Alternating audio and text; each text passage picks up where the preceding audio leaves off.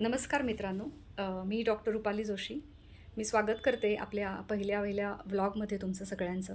आणि मी या चॅनलचं नवीन चॅनल जे सुरू केलं त्या व्लॉगचं नाव आहे की ray of hope. Ray of hope म्हणजे एक आशेचा किरण असं म्हणता येईल. तर मी मुद्दामच हे नाव ठेवलं आहे. हे का सुचलं मला तर त्यासंबंधीचे थोडंसं बॅकग्राऊंड पण तुम्हाला सांगेन मी.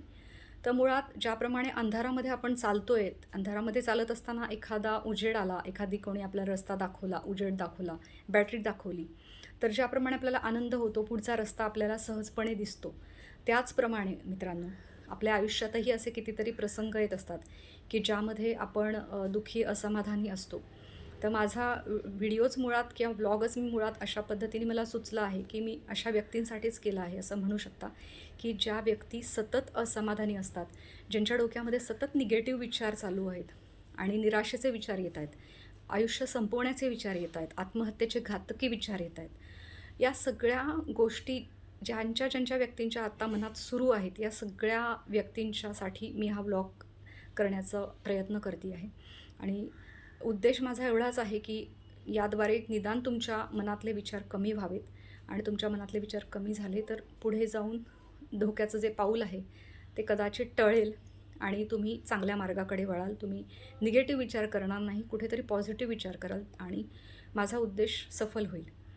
तर या ब्लॉगमध्ये मी तुम्हाला एवढंच सांगू इच्छिते की आजकालच्या या धावपळीच्या जगामध्ये मुळात असं झालं आहे की चौकोनी कुटुंब असो, त्रिकोणी कुटुंब असो किंवा एकत्र कुटुंब पद्धती असो, एकत्र कुटुंब फार कमी बघायला मिळतात आपल्याला.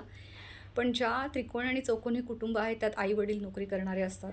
बेसिकली जी मुलं असतात ती एक तर शाळा कॉलेजमध्ये जाणारी असतील. तर अशा जेव्हा परिस्थितीच असते घरामध्ये, मोस्टली सगळ्यांच्या घरी आजकाल हीच परिस्थिती आहे.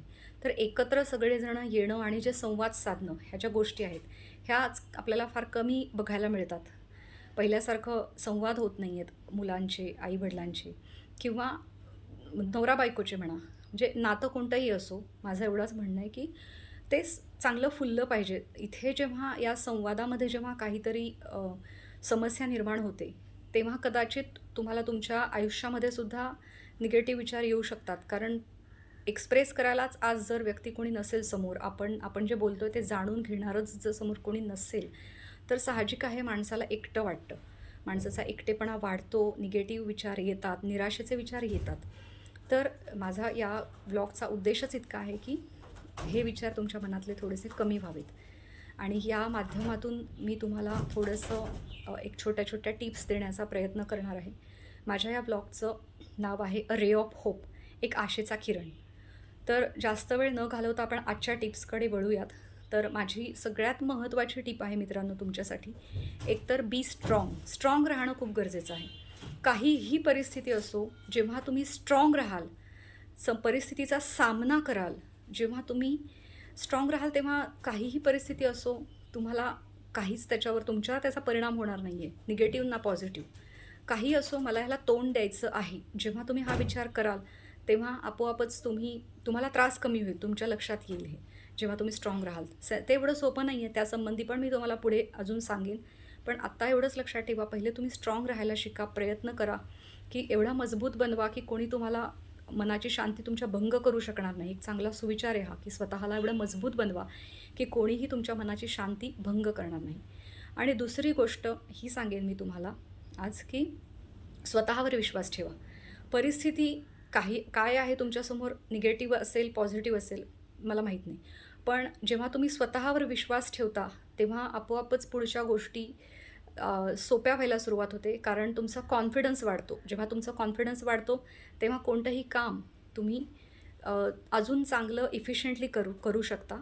तर 2 गोष्टी जास्त आजच्या मी याच्यामधून तुम्हाला हेच सांगेन, की पहिले म्हणजे स्ट्रॉंग राहा आणि दुसरं म्हणजे स्वतःवर विश्वास ठेवा. या गोष्टी जेव्हा तुम्ही कराल, तेव्हा हळूहळू तुमचा त्या परिस्थितीला तोंड देण्याचा दृष्टिकोन थोडा तरी बदलेल आणि तुम्ही नक्कीच थोडं एक पाऊल का होईना, मी जास्त नाही म्हणत, एक पाऊल का होईना आपण पुढे जाऊ या निगेटिव्ह परिस्थितीला तोंड देण्यासाठी. तर असेच पुढचे व्हिडिओ माझे काही राहतील, ज्यामध्ये मी तुम्हाला छोट्या टिप्स देणार आहे आणि त्या टिप्सच्या माध्यमातून या परिस्थितीचा सामना कसा करायचा हे आपण सगळे मिळून मार्ग काढूया. तुमच्याही जर काही समस्या असतील, तर मला तुम्ही मेसेज करून सांगू शकता. आपण त्यावर कसा तोडगा काढायचा हा पण विचार करू, नक्कीच प्रयत्न करू आणि जितकं जमतं आहे तेवढं नक्की प्रयत्न करू. पण मित्रांनो, एवढंच सांगते की आयुष्य सहजासहजी मिळत नाही. मनुष्य जन्म हा सहजासहजी मिळत नाही आणि हा इतक्या पटकन नाही संपवायचा आहे की एक विचार आला आणि संपलं आयुष्य, असं नाही होत. तर त्यासाठी आपण सगळे मिळून प्रयत्न करूया मित्रांनो. तर येस, नमस्कार. माझा तर तुम्हाला हा व्हिडिओ आवडला असेल तर मी एवढंच सांगेन की तुम्ही माझं चॅनल लाईक आणि सबस्क्राईब करा. Yes, thank you. नमस्कार.